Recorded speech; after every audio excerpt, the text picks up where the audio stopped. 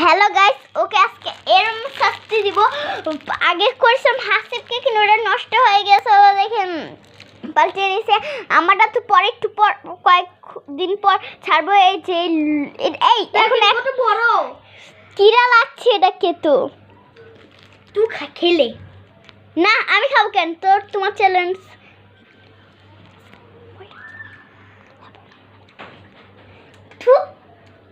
দেখেন কি করেছে।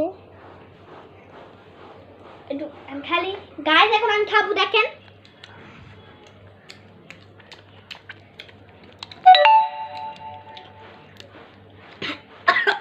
গাইস, আমিও খেয়েছি। ওর সাথে আমার অবস্থা খারাপ হয়ে যাচ্ছে। আমার চোখে থেকে পানি পড়তেছে।